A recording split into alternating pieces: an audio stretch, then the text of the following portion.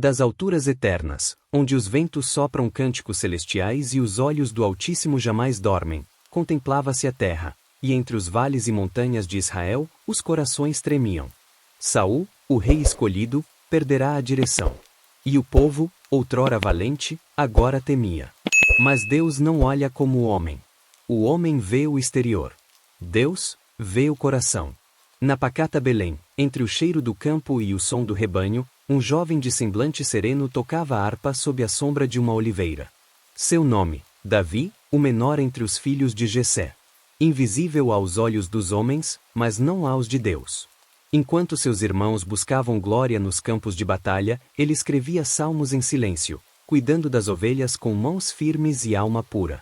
O céu já decidirá. E o profeta Samuel, guiado pela voz do Eterno, foi até Jessé. Passaram os filhos fortes e imponentes, mas o Senhor sussurrou, não é este. Nem aquele. Então, Davi foi chamado do campo. Suas vestes eram simples. Seu olhar, limpo. E ali, diante dos olhos humanos que duvidavam, Deus declarou, este é o meu escolhido. Ao ser ungido com óleo sagrado, os céus estremeceram em glória silenciosa. Algo invisível, porém eterno, pousou sobre ele. O Espírito do Senhor tomou Davi. Não havia ainda espadas, coroas ou palácios. Mas ali começava uma história, de fé, coragem e destino. Enquanto o céu preparava seu guerreiro, a terra ouvia os gritos do medo. No vale de Elá, onde dois exércitos se encaravam, ecoava a voz de um pesadelo, escolhei dentre vós um homem que venha a mim.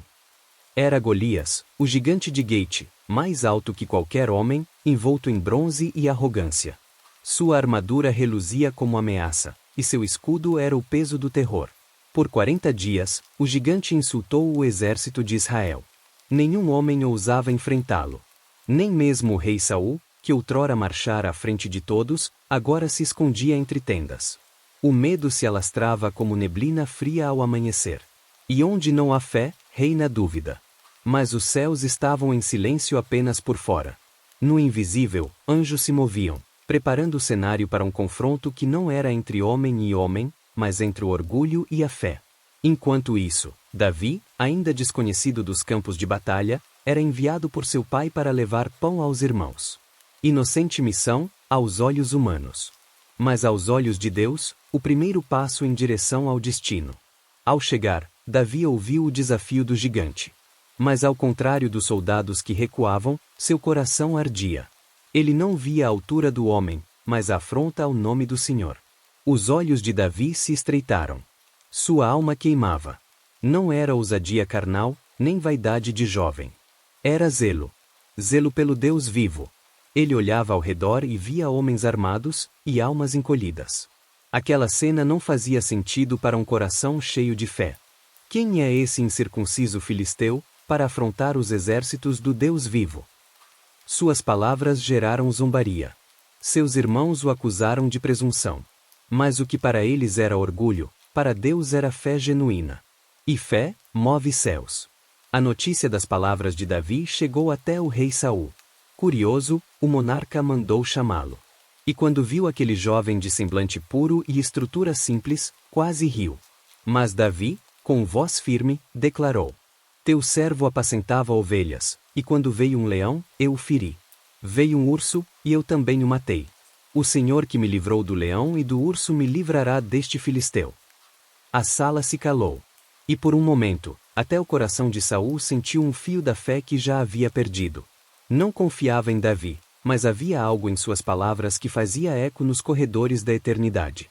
Saul, tentando ajudar, ofereceu a Davi sua armadura.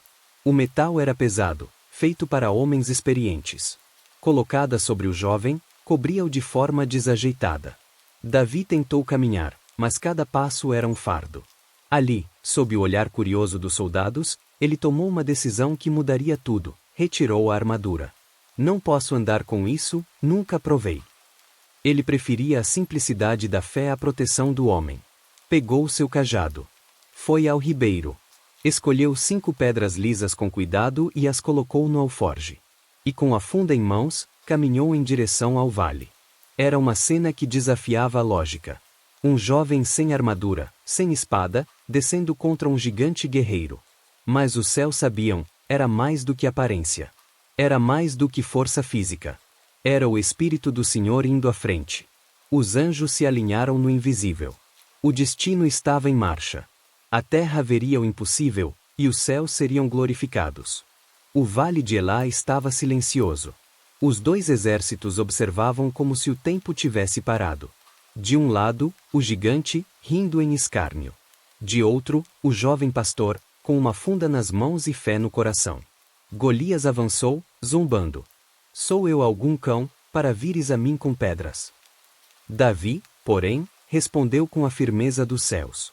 Tu vens a mim com espada, lança e escudo, mas eu vou a ti em nome do Senhor dos Exércitos, o Deus de Israel, a quem tens afrontado.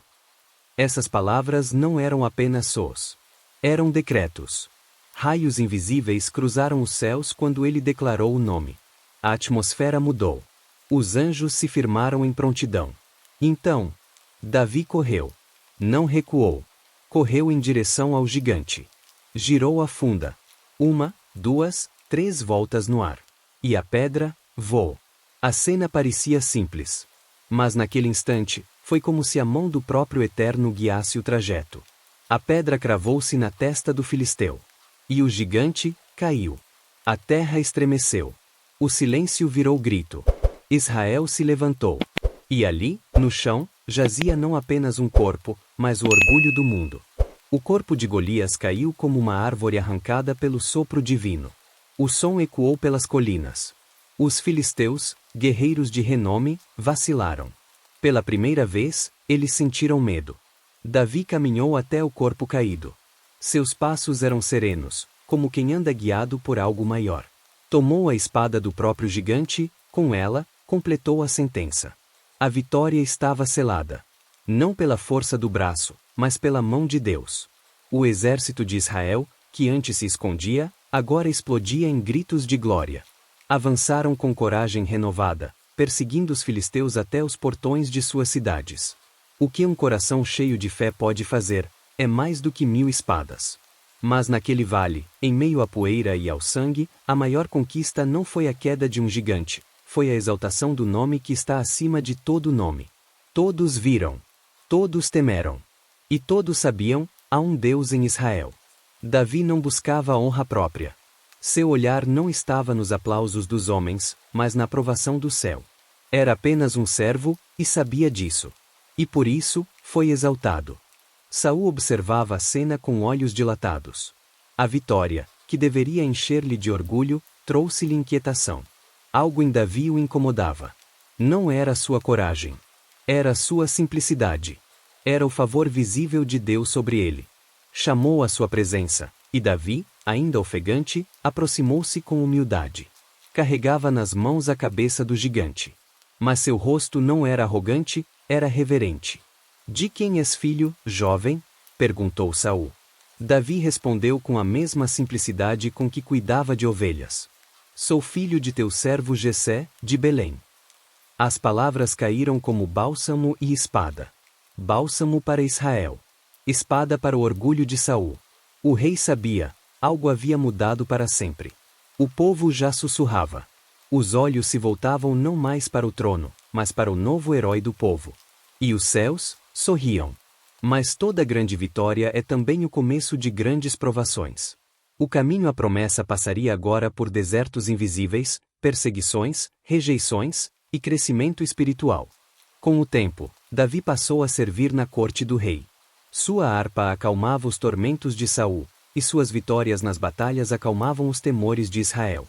Ele era amado pelo povo, e mais ainda pelo filho de Saul, Jonatas. Entre Davi e Jonatas nasceu uma aliança que transcende a lógica humana. 2 corações entrelaçados pelo propósito eterno. Um amor fraterno, puro e sacrificial. O que for teu coração, o meu será também, dizia Jonatas. Mas Saul não suportava mais o brilho que não podia controlar. O louvor do povo, as canções nas ruas, Davi matou 10 milhares, acendiam a chama da inveja. E onde há inveja, o espírito se fecha para Deus. Tentou matar Davi com sua lança. Em sua casa. Em seu palácio. Em seu ciúme. Mas o Senhor era com Davi, e nada podia detê-lo. Ainda que perseguido, não estava sozinho. O espírito que o ungiu em Belém ainda o guiava. A mão invisível que derrotou Golias agora o protegia dos dardos do orgulho humano. E mesmo em meio à tensão, Davi não levantava a mão contra o ungido do Senhor. Sua obediência era sua força. Davi fugiu. Deixou o palácio, os aplausos, o conforto. Caminhou para os desertos, cavernas e florestas. Trocou o cetro pela poeira. O trono parecia distante. Mas no céu, estava cada vez mais perto. Na caverna de Adulão, homens aflitos, endividados e desprezados vieram até ele. E ali, entre os rejeitados da sociedade, Davi formou um exército. Não de guerreiros, mas de transformados. Não por espada, mas por propósito. Mesmo tendo oportunidades de matar Saul, Davi poupou sua vida. Cortou a orla de seu manto, mas não o feriu. Mostrou que sua confiança não estava na ocasião, mas na providência divina.